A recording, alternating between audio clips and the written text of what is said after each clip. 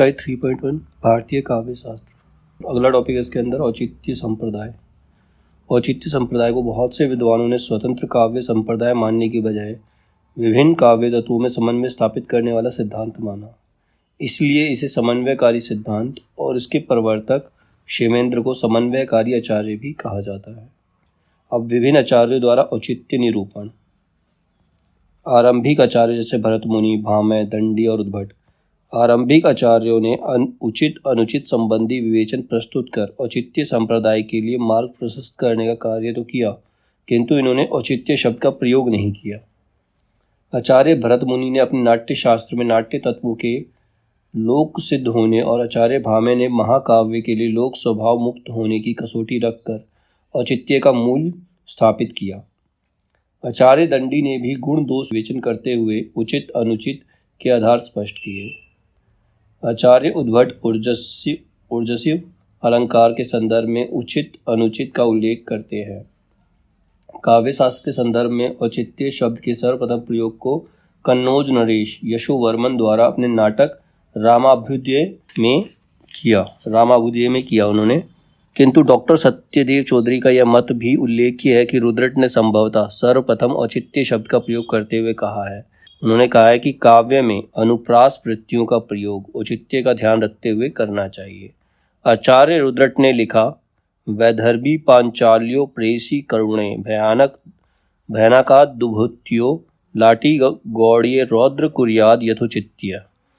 आचार्य आनंदवर्धन ने विभिन्न काव्य तत्वों का औचित्य रस के साधन के रूप में विवेचन किया है। उनका रसानुकूल प्रयोग ही उचित माना। उन्होंने औचित्य का विशद उल्लेख करते हुए उसके 6 प्रकार बताए।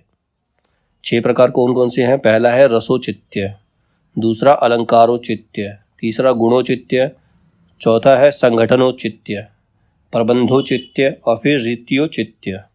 कुंतक ने वक्रोक्तिक जीवितम में 2 प्रकार से औचित्य की व्याख्या की। कौन कौन से 2 प्रकार थे? वस्तु के महत्व एवं स्वस्थ सम्यक स्पष्टीकरण और श्रोता के स्वभाव के अनुसार वस्तु वर्णन।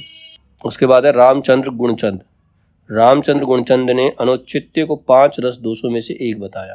अनुचित्य जो है 5 रस दोषों में से एक है। आचार्य क्षेमेंद्र वो कहते हैं कि उचितस्य च यो भावस दोदिच्यम प्रचक्षते, अर्थात उचित का भाव ही औचित्य है। काव्य शास्त्र के संबंध में इसे ऐसे समझा जा सकता है कि काव्य तत्व क्या होते हैं? अलंकार और गुण। काव्य तत्वों के उचित प्रयोग का भाव औचित्य कहलाता है।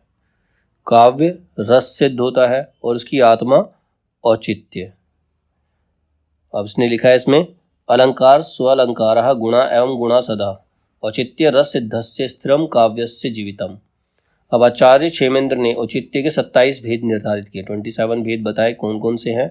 पद, वाक्य, प्रबंधार्थ, गुण, अलंकार, रस, क्रिया, कारक, लिंग, वचन, विशेषण, उपसर्ग, निपात, काल, देश, कुल, व्रत, सत्व, तत्व, स्वभाव, अभिप्राय, अवस्था, सार संग्रह, प्रतिभा, नाम, आशीर्वचन, विचार। अब इसके अलावा कुछ अन्य मत भी हैं। अन्य मत क्या है? आचार्य मम्मट औचित्य का महत्व केवल गुण दोष के स्वरूप की पहचान तक मानते हैं। आचार्य विश्वनाथ भी इसके मत को स्वीकारते हुए औचित्य को काव्य का जीवित यानी कि काव्य की आत्मा मानने से मना करते हैं। केशवदास, चिंतामणि, कुलपति मिश्र, भिखारी दास ने औचित्य सिद्धांत की बात अभिधार्थ निर्णय की कसौटी में रखी है। डॉक्टर नगेंद्र औचित्य को जहाँ रस के संदर्भ में विवेचित करते हैं, तो वहीं डॉक्टर बी राघवन औचित्य को काव्य का एकमात्र तत्व मानते हैं।